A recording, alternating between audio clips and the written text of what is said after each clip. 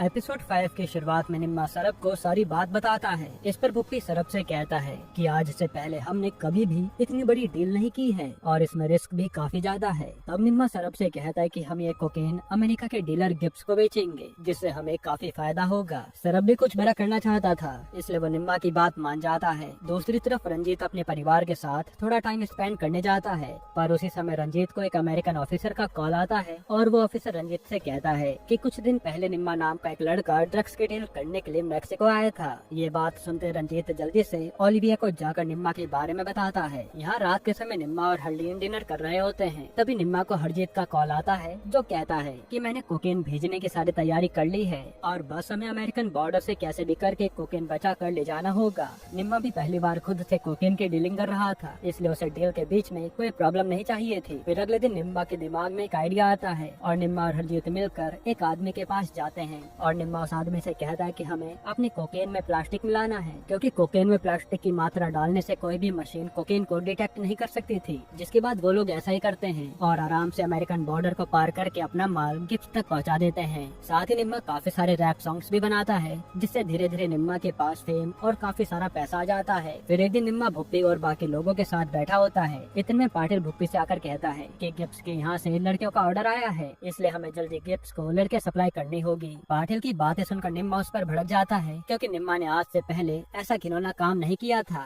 और वह ऐसा करना भी नहीं चाहता था। फिर हम घर पर सरब और उसकी बीवी को देखते हैं और यहाँ उसकी बीवी बताती है कि वो प्रेग्नेंट है, जो सुनकर सरब काफी खुश हो जाता है। उसी समय सरब को एकदम से गिफ्ट्स का कॉल आता है, जो कहता है कि तुम्हारे आदमी ने हमें लड़के सप्लाई करने से मना कर दिया है। ये सुनते ही सरब आग बबूला हो जाता है और वो जल्दी से निम्मा को कॉल करके कहता है कि क्या तुम खुद को लीडर समझ रहे हो? तुम्हारी हिम्मत कैसे हुई ऐसा कहने की, और मैं खुद जाकर लड़कियां सप्लाई करूंगा। इस पे निम्मा भी उसे कह देता है कि मैं तुम्हें ऐसा कभी करने नहीं दूंगा। अब अगले दिन सरब लड़कियां कंटेनर में भर कर भेजने वाला होता है, मगर तभी उधर पुलिस आ जाती है और सरब को पकड़ लेती है। दूसरी तरफ बाजवा और गोरी एक साथ टीवी देख रहे होते हैं, जहाँ लोग गोरी को वोट देने की बात कर रहे थे, जिससे गोरी खुश हो जाती है। इतने में उन्हें न्यूज पर सरब के अरेस्ट होने की न्यूज दिखाई देती है, जो देखकर बाजवा टेंशन में आ जाता है। फिर भुप्पी जेल से सरब को छुड़ाने की कोशिश कर रहा होता है, पर उन्हें अभी तक इस बात का पता नहीं चलता कि आखिर पुलिस को सरब की लोकेशन किसने भेजी होगी, और इन लोगों का शक निम्मा पर ही जा रहा था। फिर जेल में रंजीत सरब से जाकर कहता है कि अगर तुम मुझे अपने सारे धंधों के बारे में बता दो